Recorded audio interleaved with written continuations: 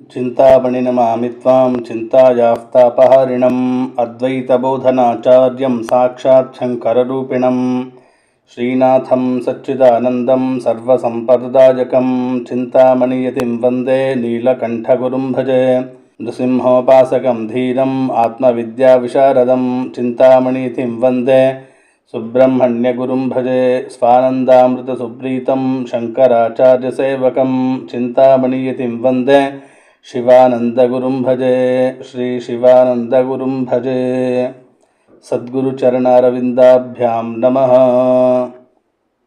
ದೀರ್ಘಕಾಲದ ಸತ್ರಯಾಗದಲ್ಲಿ ನೆರೆದಿದ್ದ ಮುನಿಗಳಲ್ಲಿ ಜ್ಞಾನದಲ್ಲೂ ವಯಸ್ಸಿನಲ್ಲೂ ವೃದ್ಧರಾದ ಋಗ್ವೇದಿ ಕುಲಪತಿ ಶೌನಕರು ಅಲ್ಲಿ ಪ್ರವಚನ ಮಾಡುತ್ತಿದ್ದ ಸೂತ ಪುರಾಣಿಕರನ್ನು ಅಭಿನಂದಿಸಿ ಹೀಗೆ ಪ್ರಾರ್ಥಿಸಿದರು. ಸೂತ ಪುರಾಣಿಕರೇ, ನೀವು ಪ್ರವಚನ ಮಾಡುವುದರಲ್ಲಿ ಶ್ರೇಷ್ಠರಾಗಿದ್ದು ಭಗವಾನ್ ಶ್ರೀ ಶುಕಮಹಾಮುನಿಗಳು ಹೇಳಿರುವ ಭಗವಂತನ ಪುಣ್ಯಮಯ ಕಥೆಯನ್ನು ದಯಮಾಡಿ ನಮಗೆ ಹೇಳಿರಿ. ಈ ಕಥೆ ಯಾವ ಯುಗದಲ್ಲಿ, ಯಾವ ಸ್ಥಾನದಲ್ಲಿ, ಯಾವ ಕಾರಣದಿಂದ ನಡೆದಿತ್ತು, ಯಾವ ಪ್ರೇರಣೆಯಿಂದ ಮುನಿಶ್ರೇಷ್ಠರಾದ ಕೃಷ್ಣದ್ವೈಪಾಯನರು ಈ ಪರಮಹಂಸ ಪುರಾಣ ಸಂಹಿತೆಯನ್ನು ರಚಿಸಿದರು. ಅವರ ಪುತ್ರರಾದ ಶುಕಮಹಾಮುನಿಗಳು ದೊಡ್ಡ ಯೋಗಿಗಳು, ಸಮದೃಷ್ಟಿಯುಳ್ಳವರು, ಭೇದ ಭಾವರಹಿತರು, ಅಜ್ಞಾನ ನಿದ್ದೆಯಿಂದ ಎಚ್ಚೆತ್ತವರು, ನಿರಂತರ ಏಕಮಾತ್ರ ಪರಮಾತ್ಮನಲ್ಲಿ ಸ್ಥಿತರಾಗಿರುವವರು ಆಗಿದ್ದಾರೆ. ತನ್ನ ಮಹಿಮೆಯನ್ನು ಪ್ರಕಟಪಡಿಸಿಕೊಳ್ಳದೆ ಮೂಢನಂತೆ ಕಂಡುಬರುತ್ತಾರೆ. ಶುಕಮುನಿಗಳು ಪರಿವ್ರಾಜಕರಾಗಿ ಮನೆಯಿಂದ ಹೊರಟು ಬಿಟ್ಟಾಗ ತಂದೆ ವೇದವ್ಯಾಸರು ಅವರನ್ನು ಅಗಲಿರಲಾರದೆ ಹಿಂಬಾಲಿಸಿದರು. ಮಾರ್ಗದಲ್ಲಿ ಆಗ ಸ್ತ್ರೀಯರು ಸ್ನಾನ ಮಾಡುತ್ತಿದ್ದರು. ಶುಕಮಹರ್ಷಿಗಳು ದಿಗಂಬರನಾಗಿ ಹೋಗುತ್ತಿದ್ದರೂ ಆ ಸ್ತ್ರೀಯರು ಬಟ್ಟೆಯನ್ನುಟ್ಟುಕೊಳ್ಳಲಿಲ್ಲ. ಆದರೆ ವಸ್ತ್ರ ಧರಿಸಿದ್ದ ವೃದ್ಧರಾದ ವ್ಯಾಸರನ್ನು ನೋಡಿ ನಾಚಿಕೆಯಿಂದ ಅವರು ಬಟ್ಟೆಗಳನ್ನು ಧರಿಸಿದರು. ಈ ಆಶ್ಚರ್ಯವನ್ನು ನೋಡಿ ವ್ಯಾಸರು ಆ ಸ್ತ್ರೀಯರಲ್ಲಿ ಇದರ ಕಾರಣ ಕೇಳಿದಾಗ ಅವರು ಉತ್ತರಿಸಿದರು, ಮಹಾತ್ಮರೇ, ನಿಮ್ಮ ದೃಷ್ಟಿಯಲ್ಲಿ ಇನ್ನೂ ಸ್ತ್ರೀ ಪುರುಷರೆಂಬ ಭೇದವಿದೆ. ಆದರೆ ನಿಮ್ಮ ಪುತ್ರರ ಶುದ್ಧ ದೃಷ್ಟಿಯಲ್ಲಿ ಈ ಭೇದ ಇಲ್ಲ. ಅವರು ಬ್ರಹ್ಮಮಯ ದೃಷ್ಟಿಯಿಂದ ಎಲ್ಲದರಲ್ಲಿ ಏಕಮಾತ್ರ ಪರಬ್ರಹ್ಮನನ್ನೇ ನೋಡುತ್ತಿದ್ದಾರೆ. ಇಂತಹ ಆತ್ಮೈಕ್ಯ ದೃಷ್ಟಿಯುಳ್ಳ ಮಹಾತ್ಮನು ಉಚ್ಚನಂತೆಯೂ ಮೂಗನಂತೆಯೂ ಜಡನಂತೆಯೂ ದೇಶವನ್ನು ಸೇರಿ ಹಸ್ತಿನಾಪುರದಲ್ಲಿ ಓಡಾಡುತ್ತಿದ್ದಾಗ ಅಲ್ಲಿನ ಪುರವಾಸಿಗಳು ಇವರನ್ನು ಹೇಗೆ ಗುರುತಿಸಿದರು? ಪಾಂಡವನಂದನ ರಾಜರ್ಷಿ ಪರೀಕ್ಷಿತನಿಗೆ ಈ ಮೌನಿ ಶುಕಮುನಿಗಳಲ್ಲಿ ಹೇಗೆ ಸಂವಾದ ನಡೆಯಿತು? ಅವರು ಈ ಭಾಗವತ ಸಂಹಿತೆ ಹೇಗೆ ಹೇಳಿದರು? ನಮ್ಮ ಈ ಎಲ್ಲ ಪ್ರಶ್ನೆಗಳಿಗೆ ದಯಮಾಡಿ ಉತ್ತರ ನೀಡಿ ಅಂತ ಕೇಳಿದರು. ಸೂತ ಪುರಾಣಿಕರು ಹೇಳುತ್ತಾರೆ, ಚತುರ್ಯುಗ ಚಕ್ರದಲ್ಲಿ ಮೂರನೆಯದಾದ ದ್ವಾಪರ ಯುಗದಲ್ಲಿ ಶ್ರೀ ಭಗವಂತನ ಕಲಾವತಾರವಾದ ಮಹಾಯೋಗಿ ವೇದವ್ಯಾಸರು ಪರಾಶರ ಸತ್ಯವತಿಯಲ್ಲಿ ಆವಿರ್ಭವಿಸಿದರು. ಒಂದು ದಿನ ಅವರು ಸೂರ್ಯೋದಯದಲ್ಲಿ ಸರಸ್ವತಿ ನದಿಯ ಪವಿತ್ರವಾದ ತೀರ್ಥದಲ್ಲಿ ಸ್ನಾನಾಹ್ನಿಕಗಳನ್ನು ಪೂರೈಸಿಕೊಂಡು ಪವಿತ್ರವಾದ ಏಕಾಂತ ಸ್ಥಾನದಲ್ಲಿ ಕುಳಿತಿದ್ದರು.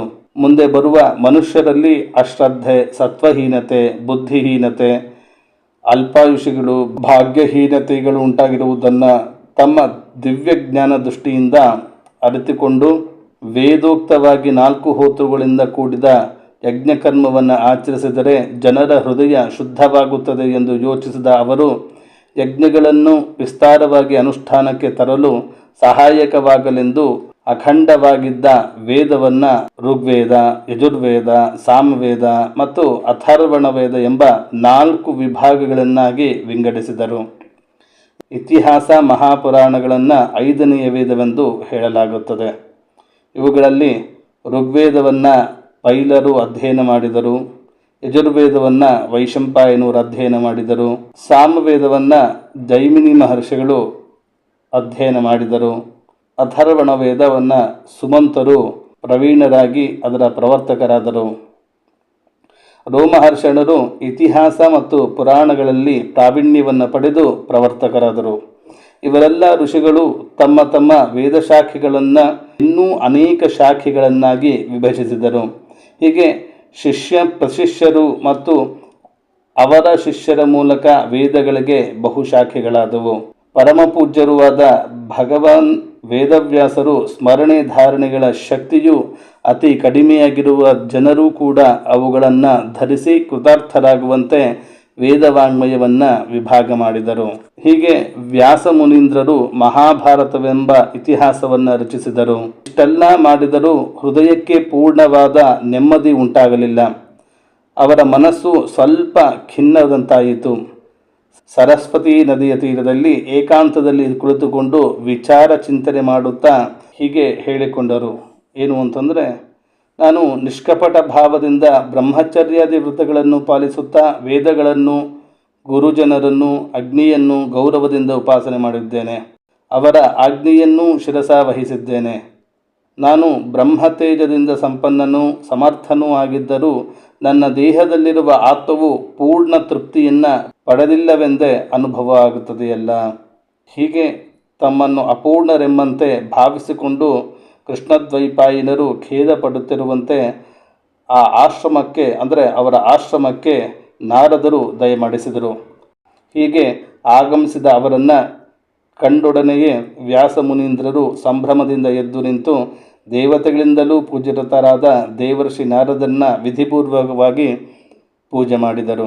ನಾರದರು ವ್ಯಾಸರನ್ನು ಕೇಳ್ತಾ ಇದ್ದಾರೆ, ನಿಮ್ಮ ಶರೀರ ಮನಸ್ಸುಗಳು ತಮ್ಮ ಕರ್ಮಗಳಿಂದ ಚಿಂತನದಿಂದ ಸಂತುಷ್ಟವಾಗಿದೆಯಷ್ಟೇ.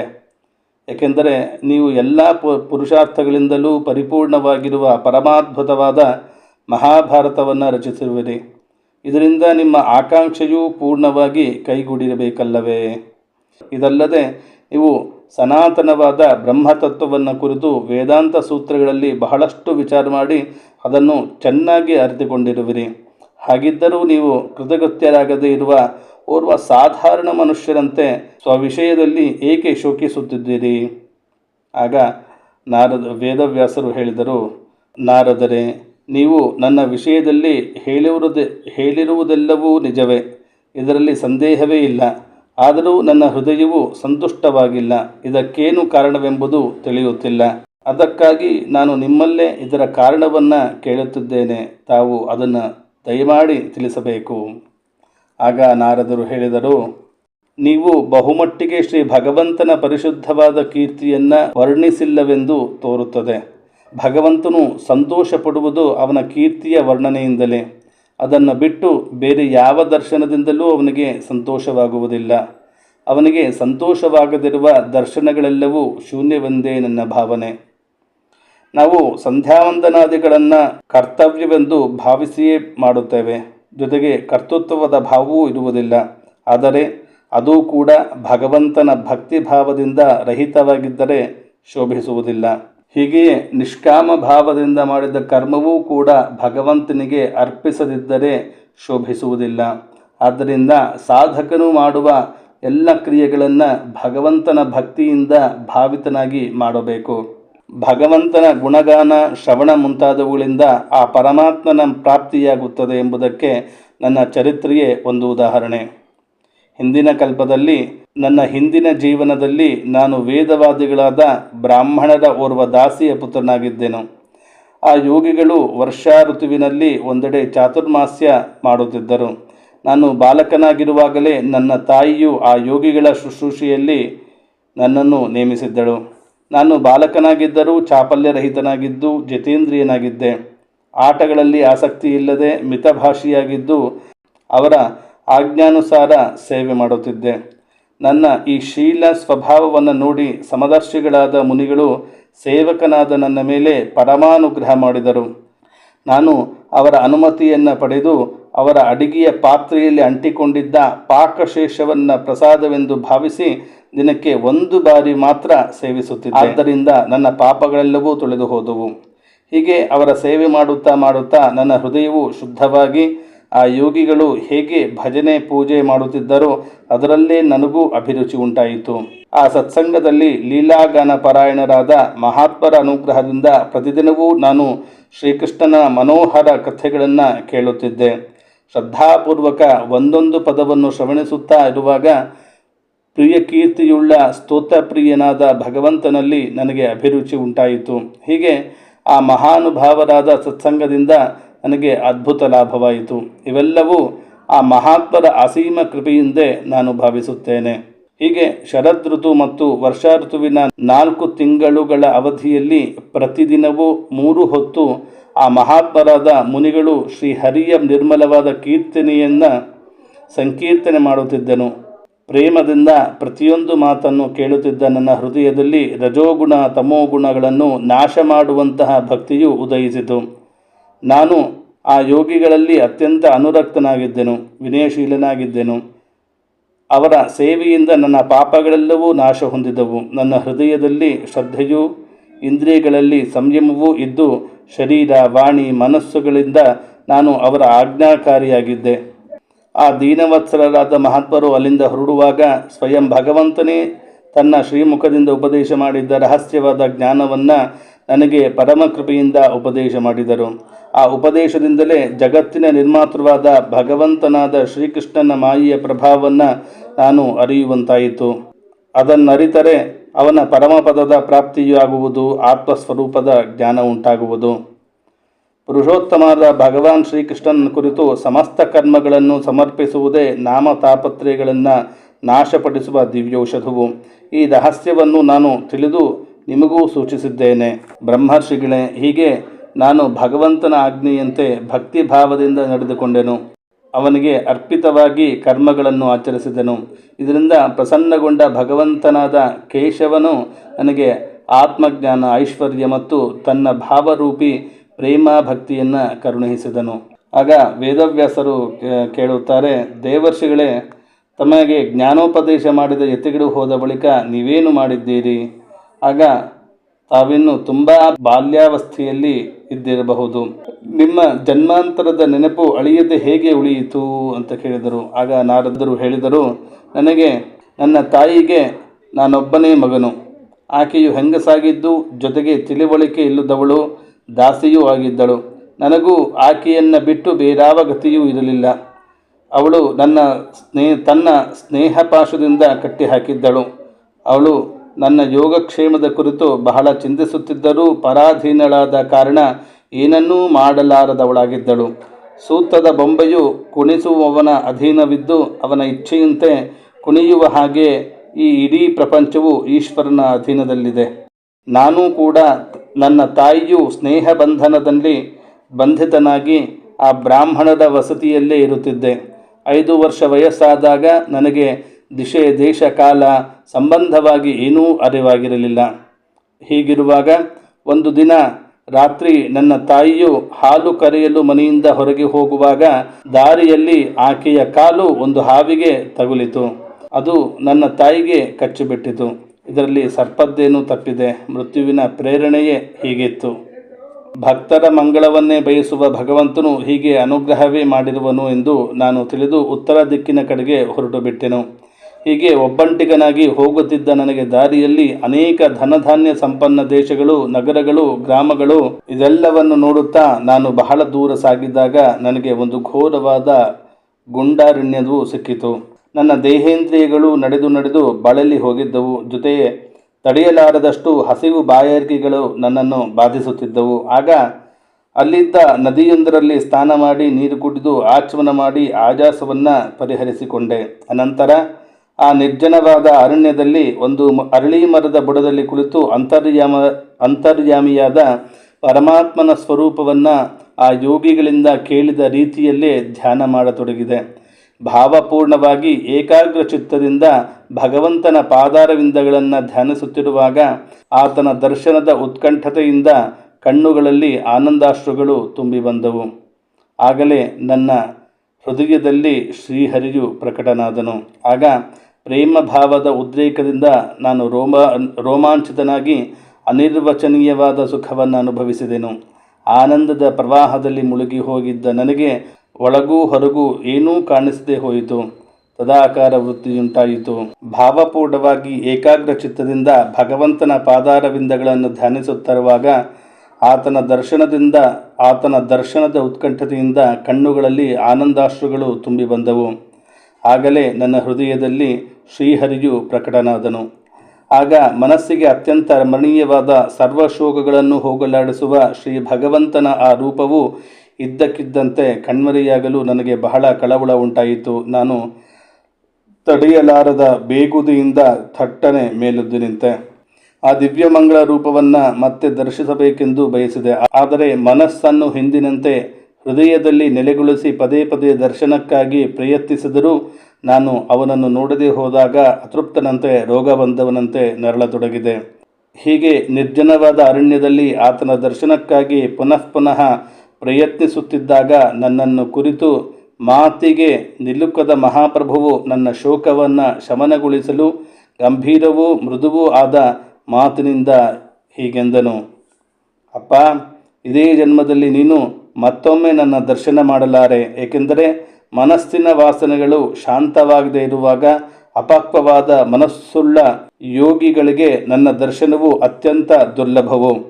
ಬಾಲಕನೇ, ನಿನ್ನ ಹೃದಯದಲ್ಲಿ ನನ್ನನ್ನು ಪಡೆಯುವ ಹಂಬಲವನ್ನು ಜಾಗೃತವಾಗಿಸಲೆಂದೇ ನಾನು ಒಂದು ಬಾರಿ ನಿನಗೆ ನನ್ನ ರೂಪವನ್ನು ತೋರಿದ್ದೆ.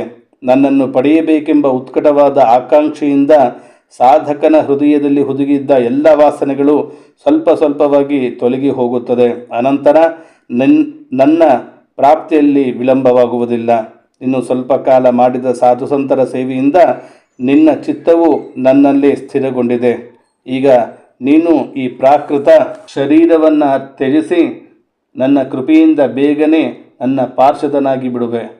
ನನ್ನನ್ನು ಪಡೆಯಬೇಕೆಂಬ ನಿನ್ನಲ್ಲಿ ನೆಲೆಸಿದ ಆ ದೃಢ ನಿಶ್ಚಯವು ಎಂದಿಗೂ ಕದಲಲಾರದು. ಸಮಸ್ತ ಸೃಷ್ಟಿಯು ಪ್ರಳಯವಾಗಿ ಹೋದರೂ ನನ್ನ ಕೃಪೆಯಿಂದ ನಿನ್ನಲ್ಲಿರುವ ನನ್ನ ಸ್ಮೃತಿಯೂ ಹಾಗೆಯೇ ಇರುವುದು. ಇಷ್ಟು ಹೇಳಿ ಆಕಾಶದಂತೆ ಅವ್ಯಕ್ತ ಸರ್ವಶಕ್ತಿಯುಳ್ಳ ಪರಮಾತ್ಮನು ಮೌನವಾದನು. ನನಗೂ ಕೂಡ ಆ ಪರಮ ಕೃಪೆಯನ್ನು ಮನಗಂಡು ಮಹತೋಮಹಿಯಾದ ಆ ಭಗವಂತನಿಗೆ ತಲೆಬಾಗಿ ನಮಸ್ಕರಿಸಿದೆ. ಆವಾಗಿನಿಂದ ನಾನು ನಾಚಿಕೆ ಸಂಕೋಚ ಬಿಟ್ಟು ಶ್ರೀ ಭಗವಂತನ ರಹಸ್ಯಮಯವೂ ಆದ ಮಂಗಳಮಯವೂ ಆದ ನಾಮಗಳನ್ನು ಲೀಲೆಗಳನ್ನು ಕೀರ್ತಿಸುತ್ತಾ ಸ್ಮರಿಸುತ್ತಾ ಭೂಮಿಯಲ್ಲಿ ಸಂಚರಿಸುತ್ತಾ ಪದಮಾತ್ಸರ್ಯ ಹಾಸ್ಯಗಳನ್ನು ತೊರೆದು ಸಂತುಷ್ಟ ಮನಸ್ಸಿನಿಂದ ಕೂಡಿ ಕಾಲವನ್ನು ಎದುರು ನೋಡುತ್ತಾ ಇದ್ದೆ. ಬ್ರಹ್ಮರ್ಷಿಗಳೇ, ಹೀಗೆ ಕೃಷ್ಣ ಭಾವದಿಂದ ತುಂಬಿದ ಮತಿಯುಳ್ಳವನಾಗಿ ನಿರ್ಲಿಪ್ತನಾಗಿ ಪರಿಶುದ್ಧವಾದ ಹೃದಯದಿಂದ ಕಾಲ ತಳ್ಳುತ್ತಿರುವಾಗಲೇ ವರ್ಷಾಕಾಲದಲ್ಲಿ ದಿಢೀರನೆ ಸುಳಿಯುವ ಮಿಂಚಿನಂತೆ ನಾನು ನಿರೀಕ್ಷಿಸುತ್ತಿದ್ದ ಕಾಲವು ಬಂದೇ ಬಿಟ್ಟಿತು. ಪರಿಶುದ್ಧವಾದ ಶ್ರೀ ಭಗವಂತನ ಪಾರ್ಶ್ವದ ಶರೀರವನ್ನು ಹೊಂದುವ ಸಮಯ ಬಂದೊಡನೆಯೇ ಪ್ರಾರಬ್ಧ ಕರ್ಮವು ಕಳೆದು ಹೋದುದರಿಂದ ಪಾಂಚಭೌತಿಕ ಶರೀರವು ಕಳಚಿಬಿಟ್ಟಿತು. ಆ ಕಲ್ಪದ ಕೊನೆಯಲ್ಲಿ ಭಗವಂತನಾದ ಶ್ರೀಮನ್ನಾರಾಯಣನು ಪ್ರಳಯ ಕಾಲದ ಸಮುದ್ರದ ಜಲದಲ್ಲಿ ನಿದ್ರೆ ಮಾಡಲು ಸಂಕಲ್ಪಿಸಿದನು. ಆಗ ಬ್ರಹ್ಮದೇವರು ತನ್ನ ಸೃಷ್ಟಿಯನ್ನು ಉಪಸಂಹಾರಗೈದು ಪರಮಾತ್ಮನಲ್ಲಿ ಸೇರಿಕೊಳ್ಳುವಾಗ ನಾನು ಅವರ ಉಸಿರೊಡನೆ ಉಸಿರಾಗಿ ಭಗವಂತನ ಹೃದಯವನ್ನು ಪ್ರವೇಶಿಸಿಬಿಟ್ಟೆನು. 1000 ಚತುರ್ಯುಗಗಳು ಕಳೆದ ಬಳಿಕ ಬ್ರಹ್ಮನು ಎಚ್ಚರಗೊಂಡು ಪುನಃ ಸೃಷ್ಟಿಯನ್ನು ಮಾಡಲು ಇಚ್ಛಿಸಿದಾಗ ಅವನ ಪ್ರಾಣಗಳ ಮೂಲಕ ಮರೀಚ್ಯಾದಿ ಋಷಿಗಳೊಂದಿಗೆ ನಾನು ಪ್ರಕಟಗೊಂಡೆನು. ಅಂದಿನಿಂದ ನಾನು ಭಗವಂತನ ಕೃಪೆಯಿಂದ 3 ಲೋಕಗಳಲ್ಲಿಯೂ ಒಳಗೂ ಹೊರಗೂ ಯಾವ ಅಡೆತಡೆ ಇಲ್ಲದೆ ಸಂಚರಿಸುತ್ತಿರುವೆನು. ಭಗವದ್ ಭಜನ ರೂಪಿ ಜೀವನದ ನನ್ನ ವ್ರತವು ಅಖಂಡವಾಗಿ ನಡೆಯುತ್ತಾ ಇದೆ. ಭಗವಂತನು ಅನುಗ್ರಹಿಸಿರುವನಾದ ಬ್ರಹ್ಮನಿಂದ ಅಲಂಕೃತವಾದ ಈ ಮಹತಿ ಎಂಬ ವೀಣೆಯನ್ನು ನುಡಿಸುತ್ತಾ ಶ್ರೀಹರಿಯ ದಿವ್ಯ ಲೀಲಾಕಥೆಗಳನ್ನು ಹಾಡುತ್ತಾ ಸಂಚರಿಸುತ್ತಿದ್ದೇನೆ. ಪುಣ್ಯಾತ್ಮರೇ, ನಿಮ್ಮ ಪ್ರಶ್ನೆಗಳಿಗೆ ಉತ್ತರವಾಗಿ ನನ್ನ ಜನ್ಮಕರ್ಮ ಮತ್ತು ಸಾಧನೆಯ ರಹಸ್ಯಗಳನ್ನು ನಿರೂಪಿಸಿದ್ದೇನೆ. ನಿಮ್ಮ ಆತ್ಮತುಷ್ಟಿಗೆ ಉಪಾಯವನ್ನು ತಿಳಿಸಿರುವೆನು. ಸೂತ ಪುರಾಣಿಕರು ಹೇಳುತ್ತಾರೆ, ಶೌನಕಾದಿ ಋಷಿಗಳೇ, ಹೀಗೆ ಪರಮ ಪೂಜ್ಯರಾದ ದೇವರ್ಷಿ ನಾರದರು ವ್ಯಾಸರೊಡನೆ ಸಂಭಾಷಣೆ ನಡೆಸಿ ಅವರ ಅನುಮತಿಯನ್ನು ಪಡೆದುಕೊಂಡು ವೀಣೆಯನ್ನು ನುಡಿಸುತ್ತಾ ಇಷ್ಟಬಂಧಲಿಗೆ ಸಂಚರಿಸಲು ಹೊರಟು ಹೋದರು. ದೇವರ್ಷಿ ನಾರದರು ಎಷ್ಟು ಧನ್ಯರು! ಯಾವಾಗಲೂ ತಮ್ಮ ದಿವ್ಯ ವೀಣೆಯ ಮೂಲಕ ಶಾಂಗಪಾಣಿಯಾದ ಭಗವಂತನ ಕೀರ್ತಿಯನ್ನು ಹಾಡುತ್ತಾ ತಾವು ಆನಂದಮಗ್ನರಾಗುವುದಲ್ಲದೆ ತಾಪತ್ರಯಗಳಿಂದ ಬೆಂದು ಬಳಲಿದ ಜಗತ್ತನ್ನು ಆನಂದ ಪರವಶನಾಗಿ ಮಾಡುತ್ತಿದ್ದಾರಲ್ಲವೇ. ಶ್ರೀಕೃಷ್ಣ ಅರ್ಪಣಮಸ್ತು.